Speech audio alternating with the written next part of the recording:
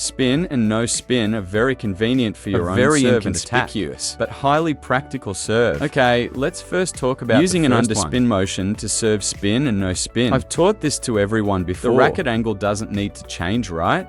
The motion and force direction don't need to change either. What changes then? The position where the racket contacts the ball. Use the bottom part of the racket, the lower part, to contact the ball. Look this way. The ball will have underspin. The ball will have underspin. Then when we use the upper middle part of the racket to contact the ball, what kind of serve goes over? A no-spin ball, a no-spin ball. Because the principle I explained to everyone before is that when the ball is at the lower middle part of the racket, we naturally follow through and slice downwards. This allows the ball to have a complete and good brush on our racket, using the upper middle even part though of it is the racket brushing, to slice. however. The upper middle part is right here. The distance is only that much, so it can't generate much spin. I've explained this method to everyone. What did I summarize again? Also, from watching them recently, I think this method is quite good. It's suitable for amateur players. It's easy to learn and highly deceptive. But you guys can think about it this way, right? Underspin is because the racket is flat enough, brushing the bottom of the ball, creating a ball with underspin. Isn't that right? Then when we serve a no-spin ball, actually, think about it. If you change the racket angle from flat to vertical, it's equivalent to not slicing the bottom of the ball anymore. What are you doing? Look, holding the racket vertically to slice the back of the ball. Look, what happens when you slice the back of the ball? The ball has no spin. Look, the holding the racket vertically and slicing holding the racket flat and slicing the bottom. Holding the racket vertically and slicing the back of the ball. Then actually, we can simply do what? Simply just take these two motions and merge them together directly. Then what do we mean by merging these two motions together?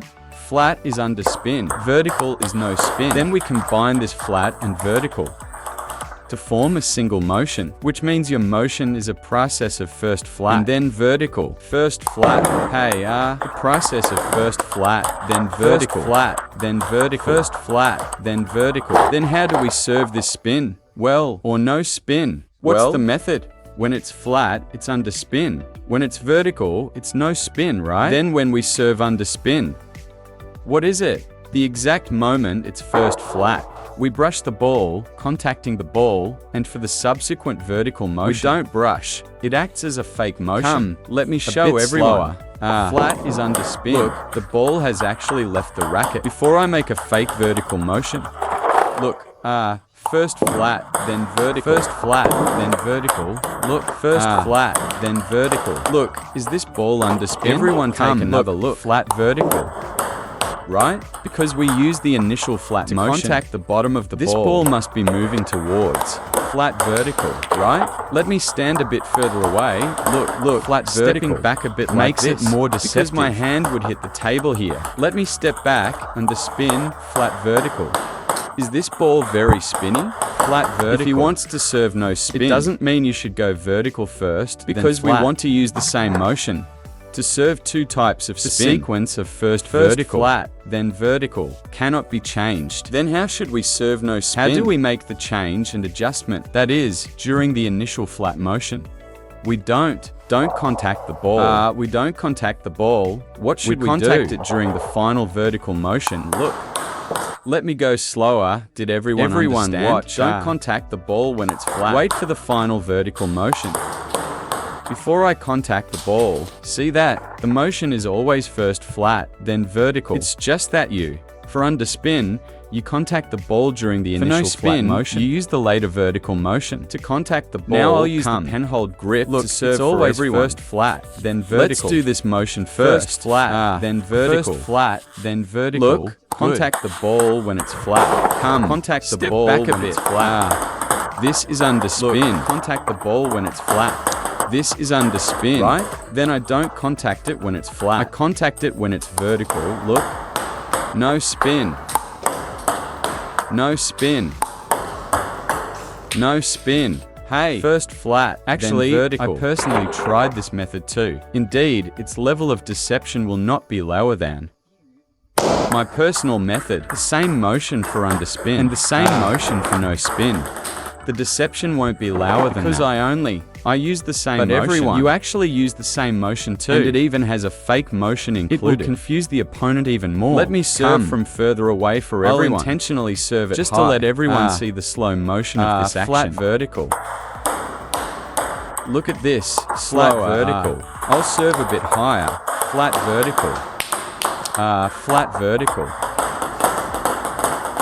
Right? This is underspin. Then my final.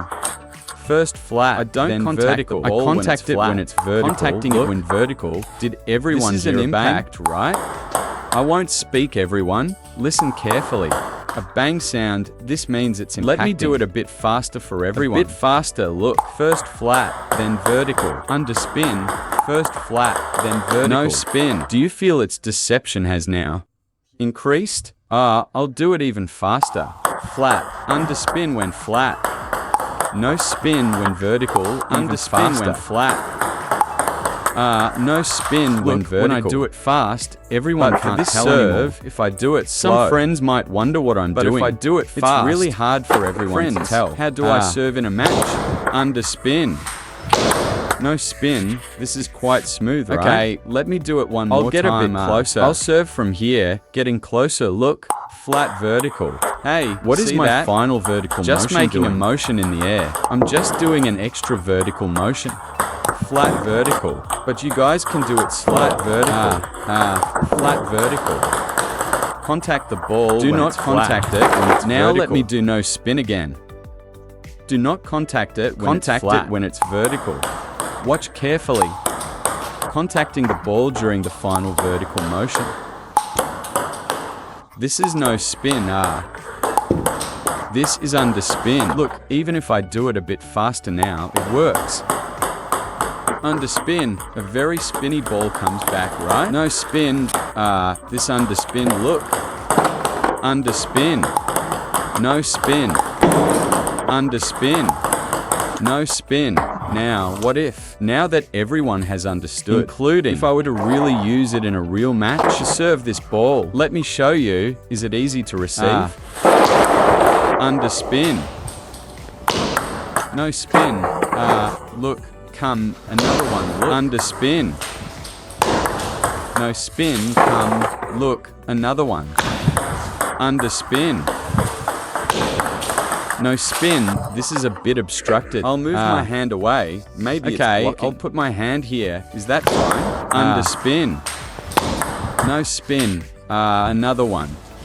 Underspin. No spin. Actually, it's just that makes his vertical motion more exaggerated. Look, he does this fake motion. Marlin does this fake motion to show him, he actually does this fake motion. This underspin, This penhold grip is too hard to serve with. It's this motion, for no spin. He also does this, no spin. It comes out. Underspin, right? Underspin. Very spinny. He just makes the fake motion more exaggerated. His fake motion is just more exaggerated. So we should still start from, right? Right? Simple, basic techniques that can create deception. Because we must first ensure we can land the serve. Able to serve, know how to serve, we slowly add these details. If you can't even execute the most basic serves, then just adding details is useless.